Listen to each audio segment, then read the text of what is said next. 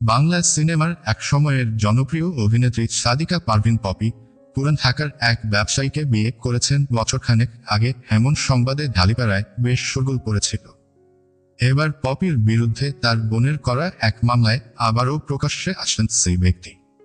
সে সময় নায়িকাকে বিয়ের কথা অস্বীকার করলেও এবার জানালেন তিনি পপির স্বামী। কিন্তু কেন তখন পপিকে তিনি অস্বীকার করেছিলেন? বিয়ের পরও কেন লোকচক্ষুর আড়ালে গিয়ে গৃহবন্দী ছিলেন অভিনেত্রী?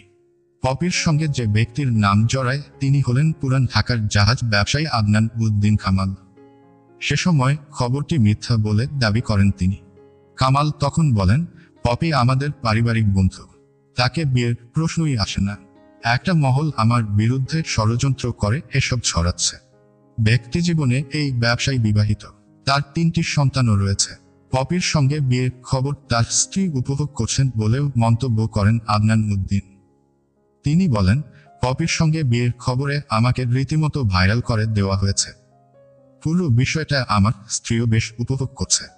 তবে মামলার জিডি ও ব্যবসায়ী কামালের সাম্প্রতিক বক্তব্য থেকে জানা যায় তিনি পপির স্বামী। এছাড়া তাদের 4 বছরের একটি পুত্র সন্তানও রয়েছে, নাম আয়াত। জানা যায় পরিবারের চাপের কারণেই নাকি তখন পপিকে প্রকাশ্যে আনতে পারেননি কামাল।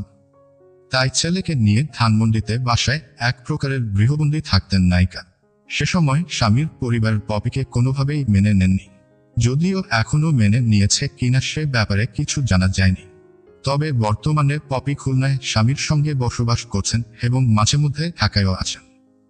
এদিকে পপির বোনের করা জিডি সূত্রে বলা হয়, পৈতৃক জমি নিজ দখলে নিতে স্বামী ও তার সাঙ্গপাঙ্গ সহ সোমবার বেলা 12:30টায় সোনাডাঙ্গার শিববাড়িতে জড়ো হন তারা।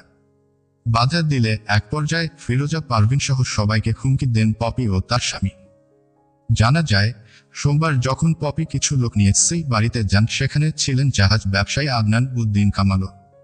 এ সময় সাংবাদিকরা আদনান উদ্দিন কামালের কাছে তার পরিচয় জানতে চাইলে তিনি নিজেকে পপির স্বামী হিসেবে পরিচয় দেন।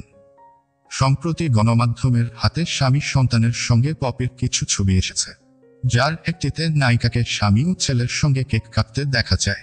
এটি তাদের সন্তান আয়াতের জন্মদিনের ছবি।